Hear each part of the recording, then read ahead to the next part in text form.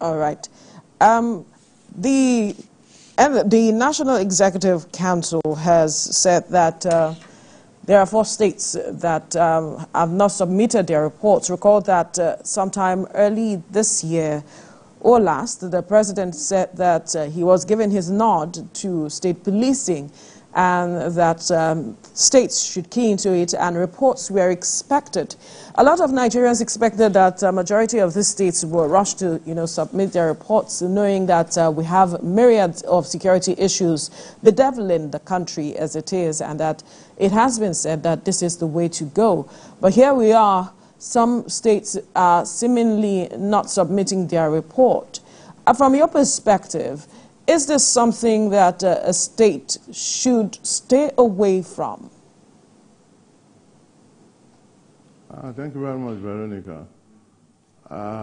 Any state that has the interest of its citizenry and also of national security at heart should not shy away from joining in the efforts, aggregate or collective effort to emplace state policing in Nigeria.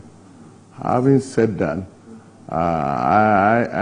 as I perceive that even in the formation of our present federation, we still have issues with states that have been created, and most of these states have unequal capacities in terms of human capacity building and also in terms of relationships, power relationships between the state government level and also the federal government. So, and since every politics and every issue concerning security is local, it will be important to advocate and encourage these states that are sluggers in this very noble effort to come up with their reports. Otherwise, what will happen is that they will stall this noble plan until something of greater magnitude shows up within the national landscape, and the interest to create state policing in Nigeria would then dampen, or it will be consigned to the annals of history. So I believe that the Governors Forum should do more to speak to its members. And if there are lack of capacity in this particular erring states, I think what can happen is for the Governors Forum to also bring up some experts or consultants to support these states. And of course, I think that there's this issue of mutual suspicion, and of course, there are probably invisible hands that are manipulating these states to stall or even withdraw from this noble idea. Well, I like the fact that you brought that up, and we would need you to expatiate on the matter of trust and suspicion that you mentioned, and the matter of invisible hands behind the scene who might be manipulating the states from wanting to be a part of this noble policy being put in place by the government. How do you mean? What could that be? What is their interest? What are they trying to protect? These are the questions one would like to hear you answer.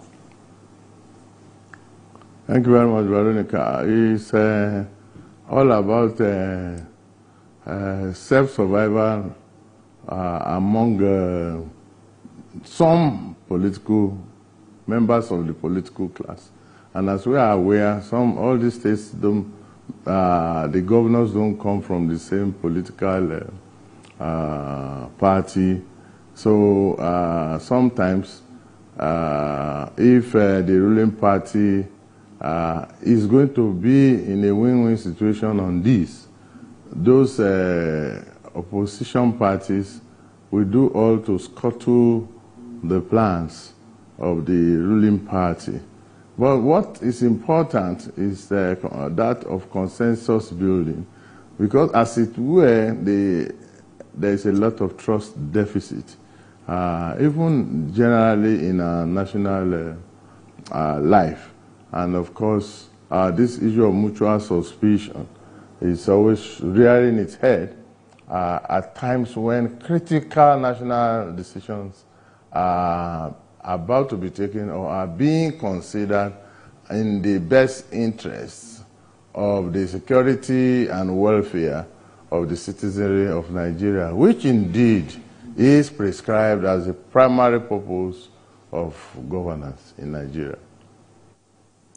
Well, this is coming at a time where there's been a lot of advocacy about the need to, decentralize power from the center to the state itself. Should this be up for question in the first place? And there are also concerns about the financial weight that this would have on the federal government. Are these, things that should be considered?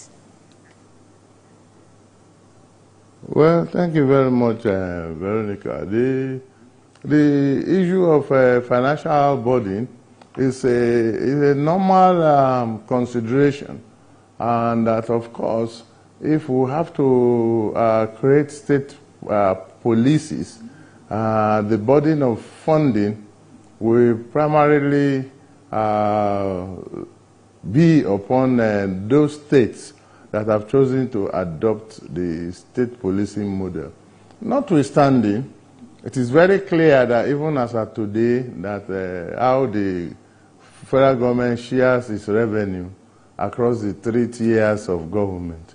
And of course, if we are really serious about protecting the citizenry, and policing should be allowed to go as far as the world levels. And of course, there is a way to reallocate resources for this. Well, all states are not equally matched, but of course, it is not also compulsory for all the states to adopt the same model of policing, because of course the inherent threats within each of the state boundaries are quite different. Even as we speak of insecurity, you can actually break it down and say that, okay, in the Northwest, these are the peculiar crimes that are common in the Northwest. And so, for instance, in the Southeast, these are the peculiar crime. So it is therefore easy for each state to establish its own police and train, educate, and empower its own state police in line with its peculiar needs.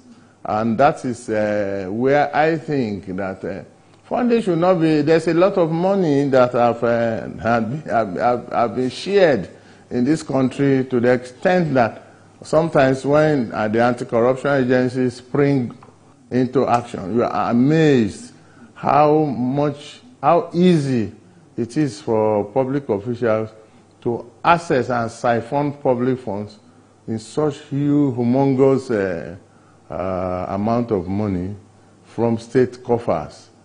So if all we need to do is to all agree that we need this state police, so that our state policing system, so that we take off the burden of from the federal police, so that the federal police itself can concentrate on crimes that are national and international in nature. There is no need holding on to a dying horse. It is better we build new stables so that policing can be extended to a regional level. And of course, we advocate for phasing out of the Nigeria police. That would be foolhardy.